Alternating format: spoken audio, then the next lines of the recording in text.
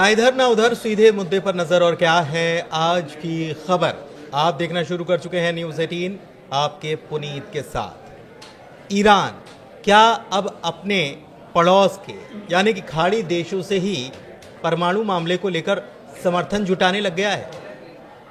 Saudi अरब के रक्षा मंत्री का अचानक से ईरान का दौरा हो जाना क्या अमेरिका के पेशानी पर बल ला रहा है?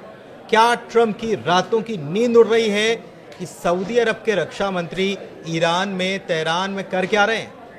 और वो भी एक लेटर लेकर जो कि मोहम्मद बिन सलमान ने भेजा है।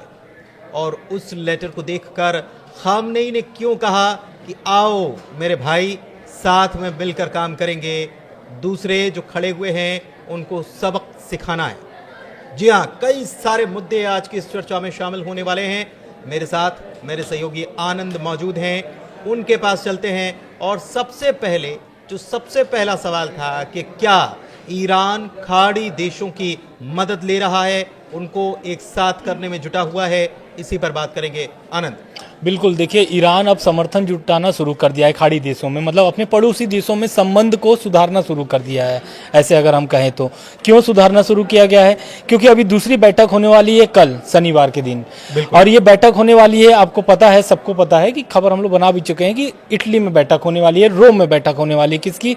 अमेरिका और ईरान की, उसी न्यूक्लियर डील को लेकर के। तो इस डील के पहले पहले क्या कर रहा है ईरान की? समर्थन जुटाना शुरू कर दिया है। और इस समर्थन में पहला जो समर्थक, एक तरीके से अगर हम बोल भी दे कि समर्थन मिल गया है, अब खुद सामने से दूसरा देश आया ईरान के पास, तो कहीं ना कहीं ये खबर बड़ी हो जाती है। और ये खबर बड़ी इसलिए और हो गई जब सऊदी अरब के विदेश मंत्री पहुंचते हैं, कहाँ? रक्षा मंत्री पहुंचते हैं ईरान, एक खत लेकर के। मोहम्मद बिन सलमान जो क्राउन प्रिंस हैं सऊदी अरब के, उनका खत लेकर के पहुंचते हैं खामनेई के पास। ईरान के सुप्रीम लीडर हैं अयातुल्ला अली खामनेई, उनके पास ये पत्र पहुंचता है और पत्र का जवाब भी वो हाथों हाथ दे देते हैं। क्यों? क्योंकि उनको समर्थन, वो पहले से ही उनका ऐसा प्लान रहा है, ईरान का ऐसा प्लान रहा है कि वो समर्थन जुटाएंगे और कमजोर करेंगे। जो ईरान अमेरिका के समर्थन में बात करते हैं मुस्लिम देश, उसको अब ईरान के समर्थन में लाना चाहते हैं। उस पर मैं आऊंगा, और क्या खामनेई ने कहा है उसकी भी बात करेंगे। लेकिन कुछ सवाल खड़े हो रहे हैं। इजराइल के खिलाफ क्या ईरान अमेरिका का इस्तेमाल कर रहा है? थोड़ा मेरा सवाल पेचीदा हो सकता है, थोड़ा अलग भी हो सकता है, बिल्कुल, लेकिन क्या ईरान के गेम में अमेरिका फंस चुका है? और खासतौर पर खामनेई का प्लान जो है वो क्या? बिल्कुल, दरअसल में जो इजराइल बाण चलाया था ईरान पर, अब वही बाण वापस आ गया है किसके ऊपर? इजराइल के ऊपर। दरअसल इजराइल क्या मान कर रहा था कि ईरान परमाणु बम न बना पाए, लेकिन अब ये ईरान की तरफ से एक तरीके से आवाज उठी है कि इजराइल के पास जितने परमाणु बम है ना, पहले उसको नष्ट किया जाए। और जाहिर सी बात है ये बात वहीं पर उठती है। अगर आप दूसरे देशों को बोलते हैं कि आप ये नहीं बना सकते हैं, तो जाहिर सी बात है आपका भी लिस्ट में नाम आता है।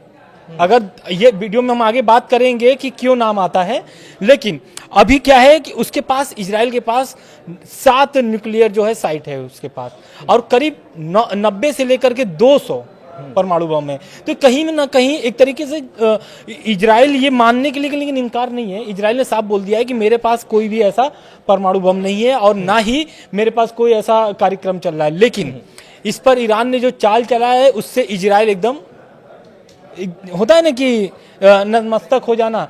अब क्या हुआ है, दूसरी झटका अमेरिका की तरफ से हुई, उसका लगता है। दूसरी झटका कैसे लगता है? दरअसल ये बैठक के बाद, पहली जो बैठक हुई है, उस बैठक के बाद ईरान पर एक हमला करने का प्लान था। किस पर? परमाणु प्लांट पर। जो ईरान का 2 परमाणु प्लांट है, नतांज और फॉर्डो में, वो दोनों जगह पर। बिल्कुल 2 जगहों पर हमला करने का प्लान था, और बैठक के पहले भी ये माना जा रहा था कि वो तैयारी हो चुकी थी। इजराइल की तरफ से ये कहा जा रहा था कि बस आप ग्रीन सिग्नल दो, जिसका हम जिक्र कर रहे थे। लेकिन अमेरिका ये चाह रहा था कि कूटनीतिक बातचीत हो, और कूटनीतिक बातचीत चल भी रही है। दिलचस्प बात यह है कि अमेरिका और ईरान के बीच जो बातचीत चल रही है, इसमें इजराइल ही वो ये कह रहा है, बेंजामिन नेतन्याहू कह रहे हैं कि हम ही तो वो थे जिन्होंने ये मुद्दा उठाया था कि ईरान के पास परमाणु बम नहीं होना चाहिए, और हमने ही इस मुद्दे को उठाकर, और ये कहा भी गया कि 2018 में जो डील ट्रंप ने रद्द की वो नेतन्याहू के कहने पर या उन्होंने जो पॉइंट्स उठाए थे उसके कहने पर की। बिल्कुल बिल्कुल जाहिर सी बात है कि मिडिल ईस्ट में अगर टेंशन बनी हुई है तो इजराइल को ही खतरा है, लेकिन ईरान की तरफ से जो बात कह दी गई है वो एक शेर याद दिलाता है मुझे राहत इंदौरी का कि आएंगे कई मकान जद में, यहाँ केवल हमारा मकान थोड़ी है। तो वो बहुत सारे मकान जद में आएंगे मिडिल ईस्ट, क्योंकि सवाल ये है कि परमाणु अगर ईरान परमाणु बम ना बनाए तो ईरान कह रहा है कि पूरा मिडिल ईस्ट जो है उससे परमाणु बम खत्म होना चाहिए। बिल्कुल, इजराइल हाँ, भी है। बिल्कुल ये बड़ी मांग है ईरान की, क्योंकि ये जो दूसरी बैठक होने वाली है, दूसरी बैठक के पहले ही ईरान ने ये मांग कर दिया है कि अगर आप चाहते हो, अमेरिका को बोल रहा है कि अगर आप चाहते हो कि ईरान के पास परमाणु बम ना हो तो खाड़ी देशों में जो मतलब कि मिडिल ईस्ट में जो देश हैं उनके पास जो ये परमाणु हथियार है या परमाणु बम है उन वहां से भी पहले नष्ट करो, फिर हम इस पर बातचीत चर्चा करने के लिए तैयार हैं। लेकिन उसी खाड़ी देश, उसी मिडिल ईस्ट में इजराइल भी है, तो कहीं ना कहीं ये ईरान का जो सबसे जो निशाना साधा है वो कहीं ना कहीं इजराइल पे ही साधा है। और इस पर अब तब से इजराइल पर खंगालना शुरू कर दिया है लोगों ने, मीडिया ने भी खंगालना शुरू कर दिया है। अब इस पे आने वाले समय में, अब कल जो बैठक होने वाली है उससे स्पष्ट हो जाएगा कि क्या ईरान की बात मान ली गई है या नहीं मान ली गई है। इजराइल अगर ये बताता है कि ईरान ऐसे ऐसे काम कर रहा है, हमने उसके ठिकाने जो हैं वहां पर क्या चल रहा है ये सारी जानकारी जुटा ली है और IAEA को चेताता है, तो ईरान के पास भी जानकारी जरूर हो सकती है और हो सकता है कि वो जल्द ही अगली बैठक में जो रोम में होने वाली है उसमें ये साझा भी कर डाले। बिल्कुल। लेकिन क्यों, क्या डेटा आ रहा है इजराइल को लेकर? इजराइल को लेकर के देखिए डेटा तो वही आ रहा है जैसा मैंने पहले बताया कि एक INNS जो है NSS इसका एक रिपोर्ट आ रहा है। इस रिपोर्ट में वही बताया गया है कि क्या अगर ट्रंप ईरान पर हमला करते हैं, अमेरिका अगर ईरान पर हमला करता है तो किसको इसमें ज्यादा नुकसान होगा और किसकी ताकत बढ़ेगी। लेकिन अभी व्यूअर्स सोच रहे होंगे कि जाहिर सी बात है अगर अमेरिका हमला करेगा तो अमेरिका का ताकत बढ़ेगा, लेकिन ये गलतफहमी है। इसमें बढ़ेगा खामनेई का ताकत। और खामनेई का ताकत बढ़ेगा कैसे? दरअसल जब वो हमला होगा तो उसमें क्या है कि एटॉमिक बम जो है, पहले तो ईरान ने बोल दिया है कि मैं नहीं बना रहा हूं बम, लेकिन ट्रंप की तरफ से अगर हमला होता है, अमेरिका की तरफ से अगर हमला होता है तो मैं बहुत करीब पहुंच चुका हूं एटम बम बनाने के करीब। अच्छा, वो IAEA के चीफ जो है राफेल ग्रॉसी, उन्होंने कहा है कि जिक्सॉ पजल है। जिक्सॉ पजल होता क्या है ये समझ लीजिए, अलग अलग एक पजल होती है, उसके कई सारे टुकड़े होते हैं और उसको केवल जोड़ना होता है।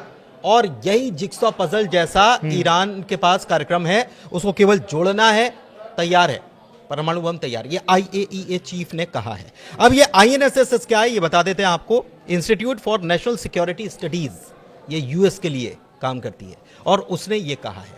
एक चीज और कही है कि अगर आप डील करते हो तो डील भी वो दम नहीं रहेगा। बिल्कुल, वो जो डील है असल में 2015 वाली जो डील है, ओबामा के समय जो डील लाई गई थी, उसमें बस यही एक पॉइंट था कि ईरान परमाणु बम नहीं बनाएगा, जिसके लिए ईरान तैयार भी था, बैठक भी हुई थी। लेकिन ट्रंप आते हैं 2016 में और इसको 2018 में रद्द कर देते हैं। लेकिन ये जो नया डील है इसमें कई पॉइंट्स जुड़े हैं ट्रंप, जैसे कि परमाणु कार्यक्रम जो ईरान चला रहा है वो पूरी तरीके से खत्म कर दे ईरान। दूसरा, जो उनके पास बैलिस्टिक मिसाइल जो बनाई जा रही है उसको भी बंद कर दिया जाए, तो ईरान को एकदम। और तीसरी जो पॉइंट है वो है कि जो अपने प्रॉक्सी यानी कि जो अपने सहयोगियों को, हमास, हिजबुल्लाह, उन प्रॉक्सियों को सहयोग करना बंद करिए, जिस पर ईरान ने सहमति जता दिया है कि ठीक है हम प्रॉक्सी को तो नहीं करते हैं, समर्थन नहीं करते हैं, लेकिन उस पर हम बात करेंगे, उसको अब हम नहीं करेंगे, मतलब समर्थन नहीं करेंगे, लेकिन मेरा परमाणु कार्यक्रम चलना चाहिए। और वही बात कर रहा है ईरान कि 2015 वाली जो डील थी मैं उसी पर डील करूंगा, क्योंकि उसमें सिर्फ परमाणु बम नहीं बनाने की बात कही गई थी। क्योंकि अगर ईरान नए वाले डील पर बात करेगा, जो नया डील ट्रंप लेकर के आए हैं, उसमें 3 पॉइंट है, जिसमें कि एक ईरान मानता है कि ठीक है ये नहीं करना चाहिए, लेकिन 2 पॉइंट वो एकदम नहीं चाहता है कि ये 2 पॉइंट, पहला परमाणु कार्यक्रम, दूसरा बैलिस्टिक मिसाइल, इससे ईरान साफ इंकार करता आया है। तो इसके ऊपर कोई बात नहीं करने, कोई भी बात इस पे चर्चा ही नहीं करना चाहता। बातचीत जो चल रही है, पहली बैठक जो हुई ओमान में, मस्कट में, उसमें बहुत सारे पॉइंट्स आए। बिल्कुल, नेतन्याहू को ये रास नहीं आ रहा है, हजम नहीं हो रहा है। नेतन्याहू क्या कह रहे हैं, वो कोई नया मॉडल लेके बिल्कुल, वो तो लीबिया मॉडल याद दिलाए थे ट्रंप को जब वो अमेरिका दौरे पर गए थे। उनके ऊपर जब टैरिफ इजराइल पर लगा था तो वो टैरिफ बोल करके गए थे कि भाई टैरिफ इतना इजराइल पर लग गया है, बात करने गए थे। बिल्कुल बिल्कुल, क्योंकि ये तो सब जानता है कि टैरिफ खाली एक देश पर अमेरिका ने नहीं लगाया है, और वो भी इजराइल जो कि बड़ा खासम खास है। बिल्कुल, तो अब इजराइल ट्रंप नेतन्याहू जाते हैं और एक मॉडल लेकर के जाते हैं, लीबिया मॉडल। और लीबिया मॉडल यही है कि लीबिया मॉडल में लीबिया ने जब 2004 में, सही अगर मुझे याद हो तो 2004 में लीबिया ने पूरा अपना परमाणु जो कार्यक्रम चला रहा था पूरी तरीके से रद्द कर दिया था, बंद कर दिया था। दूसरी इनकी क्या मांग है, ये लीबिया मॉडल ईरान पर लागू किया जाए, ट्रंप से कहते हैं नेतन्याहू। दूसरा, जितने भी उसके पार्ट्स है, जितने भी मतलब परमाणु संयंत्र जो भी उसकी वो दूसरे देश में शिफ्ट कर दिया जाए, यूएस के निगरानी में। तो ये जो मॉडल है ये साफ मना कर चुका है ईरान। इस पे प्रतिक्रिया आ चुकी है कि लीबिया वाला जो मॉडल आप बात कर रहे हैं उस पर कोई चर्चा नहीं होगी, 2015 वाले पे चर्चा होगी। एक चीज और है, IAEA चीफ राफेल ग्रॉसी जब तेहरान पहुंचे तो उन्होंने ईरान की 2 न्यूक्लियर साइट्स पर विजिट भी की है। और दरअसल ईरान ने IAEA के जो कुछ एक्सपर्ट इंस्पेक्टर्स जो हैं उनकी वहाँ पर एंट्री पर बैन लगा रखा है। और इसको लेकर बातचीत हुई लेकिन कोई ठोस चीज़ें निकल कर नहीं आ पाई कि बैन हट जाएगा, ऐसा कुछ हो जाएगा, कुछ नहीं। IAEA के चीफ राफेल ग्रॉसी ने जो बयान दिया वो थोड़ा सा टेंशन में अमेरिका को ला रहा है कि जल्दी करो, डील जल्दी कर लो, या कभी भी बना करके, और अगर इन्होंने टेस्ट कर लिया तो फिर आप कैसे मना कर दोगे कि इनके पास नहीं है, इसलिए जल्दी कर लो। लेकिन IAEA चीफ को भी कहीं ना कहीं खामने ही फंसा रहे हैं, क्योंकि वो कह रहे हैं कि हिसाब तो फिर बराबर होगा। बिल्कुल बिल्कुल, वही वाली मांग जो मैंने अभी पहले बताया था। IAEA के जो चीफ हैं, अंतर्राष्ट्रीय परमाणु ऊर्जा एजेंसी, उनके चीफ यानी उनके अध्यक्ष पहुंचते हैं कहाँ, ईरान के दौरे पे जाते हैं और निरीक्षण करने जाते हैं कि क्या ईरान सच में परमाणु बम बना रहा है या नहीं बना रहा है, जिसमें वो जाते हैं, निरीक्षण करते हैं और उसके बाद उनका बयान आता है। वो बोलते हैं कि भाई जो भी डील करना है ना आप लोग जल्दी कर लो। क्यों? क्योंकि ईरान एकदम चौखट पे पहुंच चुका है, मतलब परमाणु बम बनाने के एकदम दहलीज पर है और वो बहुत जल्दी बना के तैयार भी कर लेगा।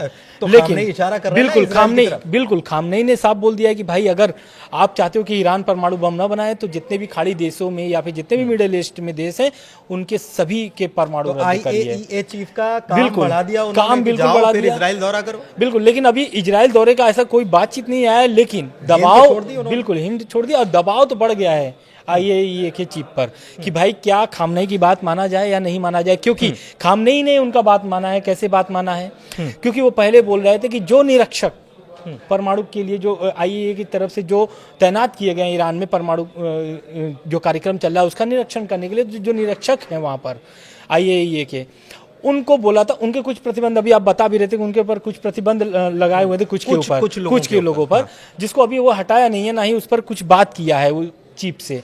लेकिन अब उनका सपोर्ट करने के लिए वो तैयार है। कैसे सपोर्ट करने के लिए तैयार है? अमेरिका ने बोला था, पहले तो ईरान का बयान आता है कि भाई अगर आप इसी तरह धमकी दोगे तो IAEA के जो भी इंस्पेक्टर हैं उनको मैं देश से बाहर कर दूंगा। ऐसी बातें होती है, फिर उसके बाद दबाव बढ़ते हैं, ईरान के ऊपर चीफ पहुंच जाते हैं ईरान। तो अब वो बोलते हैं कि ठीक है मैं सपोर्ट कर रहा हूं, और ये बात उन्होंने जिक्र भी किया था कि मैं सपोर्ट कर रहा हूं, आप जहां भी आप मुझसे हेल्प चाहेंगे ईरान में वहां पर मैं हेल्प करने के लिए तैयार हूं। बिल्कुल। एक दिलचस्प बात आपको और बताया, इसमें जोड़ रहा हूं मैं, इजराइल ने आज तक उसके पास 90 से ज्यादा परमाणु बम होने की बात कही जाती है। एक तो इजराइल ने आज तक कभी परीक्षण नहीं किया, दूसरी तरफ उसने कहा कि हम मिडिल ईस्ट में परमाणु हथियार संपन्नता की होड़ में शामिल नहीं होंगे जब तक कोई उकसाएगा नहीं। लेकिन उसने NPT परमाणु अप्रसार संधि जो होती है उसमें दस्तखत आज तक नहीं किए। ये बहुत इंपॉर्टेंट पॉइंट है और ये पॉइंट जो है खामनेई भी उठा रहे हैं। खैर, इस बीच सऊदी के रक्षा मंत्री का अचानक से तेहरान पहुंच जाना, ये अपने आप में बहुत हैरान करता है। क्या खबर? दरअसल में अभी दूसरी बैठक होने वाली है।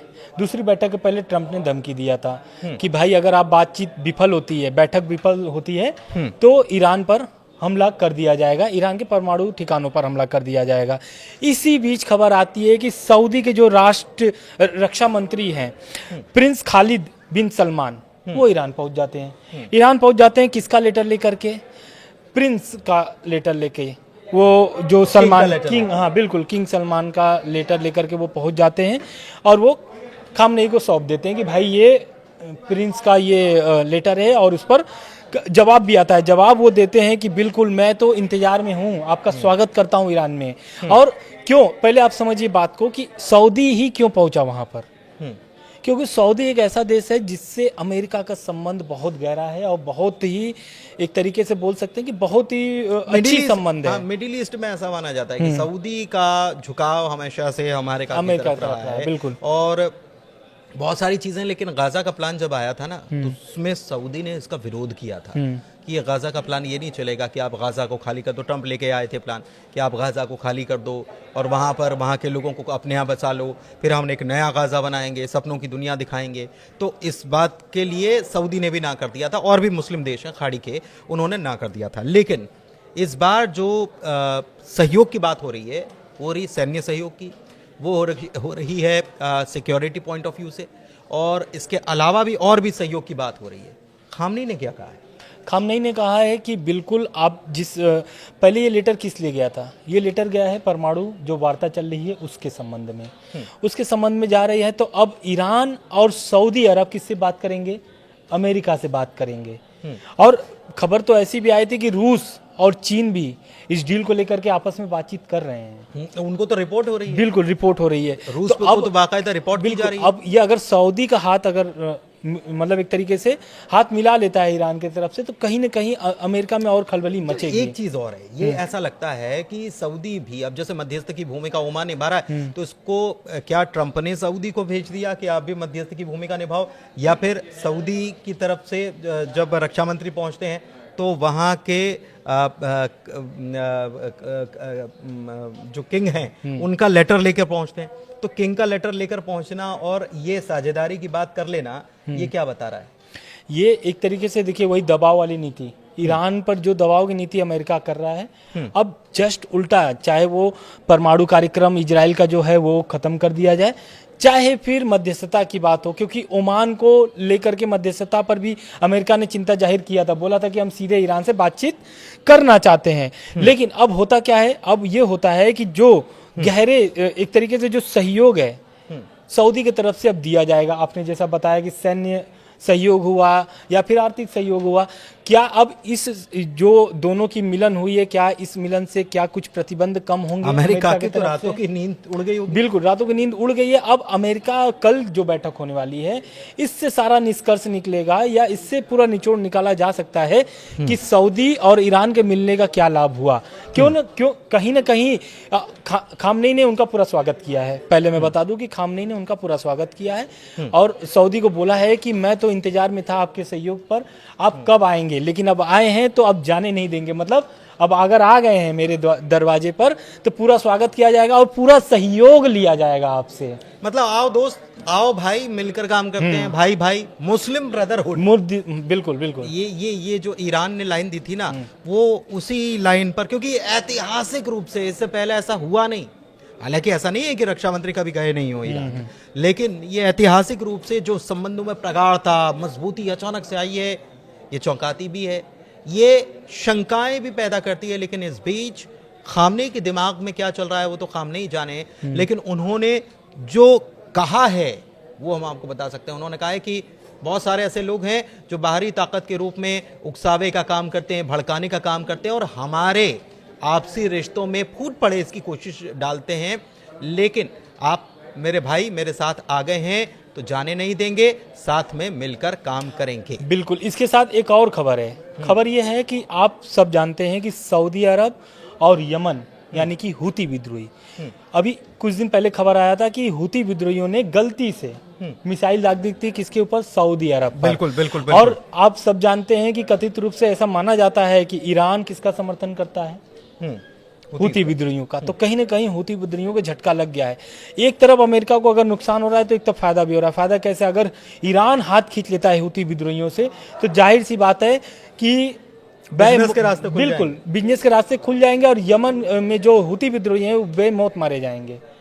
क्योंकि अमेरिका को तो बस खाली खुला दरवाजा चाहिए, उसके बाद तो लूटपाट खुद ही कर लेगा अपने आप। लूटपाट मतलब कि यमन में जो लड़ाके हैं हुती विद्रोहियों के, उसको ठिकाने लगाने में कोई समय नहीं लगा पाएगा, कोई समय नहीं लगेगा अमेरिका को, पहला।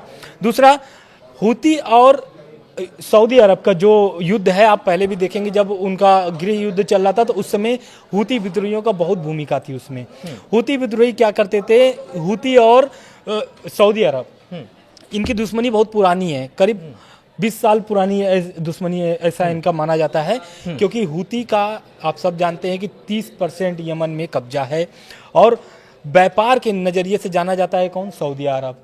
सऊदी अरब व्यापार से कोई भी समझौता नहीं करना चाहता है, बिल्कुल। और इस कारण से वो यमन के हुती विद्रोहियों का विरोध करता था। एक ये देखिए, एक काम की बात, एक जानकारी चलते चलते आपको दे देते हैं, वीडियो लंबा हो गया लेकिन चलते चलते जानकारी, सऊदी अरब की भूमिका जो है ना अब मिडिल ईस्ट में बढ़ती जा रही है। देखिए, रूस यूक्रेन के बीच में अगर बातचीत होती है तो सऊदी अरब में होती है। सऊदी अरब के अभी जो किंग हैं उनकी तरफ से मैसेज पहुंच जाता है ईरान की तरफ। और सऊदी ने एक चीज़ और की है, ये आपको शायद चौंकाने वाली जानकारी लगे, लेकिन सीरिया के ऊपर जो कर्ज है ना उसको चुकाने की तैयारी सऊदी अरब कर रहा है। सऊदी अरब सीरिया को मदद देने के लिए तैयार है और जितना भी वर्ल्ड बैंक का कर्जा है वो सऊदी अरब चुकाएगा। जुलानी मिलने गए थे बीते वक्त और उसके बाद ये खबरें, हालांकि पुष्टि कहीं से नहीं हुई है, ना सीरिया की तरफ से आई है ना सऊदी की तरफ से, लेकिन बातें चल रही हैं कि सीरिया इस कर्ज को माफ कीजिएगा, सऊदी सीरिया के इस कर्ज को चुकाने के लिए तैयार है। तो एक नया गेम शुरू हो रहा है, नई पावर्स आ रही हैं, सबके पास ताकत आ रही है और सऊदी भी, पैसे की ताकत तो उसके पास है लेकिन और ताकतवर होने की ख्वाहिश शायद दिमाग में रखे हुए, संजोए हुए, या फिर हो सकता है कि अमेरिका की तरफ से कुछ इशारा किया जा रहा हो जिसका ये नतीजा या जिसकी ये चर्चा आज हम कर रहे हैं। फिलहाल वीडियो में इतना ही, बहुत वीडियो लंबा हो गया लेकिन कैसा लगा, जानकारी बहुत सारी हमने आपको नहीं दी है, कैसी लगी जानकारी कमेंट करके ज़रूर बताइएगा। वीडियो को अपनों से साझा कीजिएगा, हमारे चैनल को सब्सक्राइब कीजिएगा। बहुत धन्यवाद। धन्यवाद।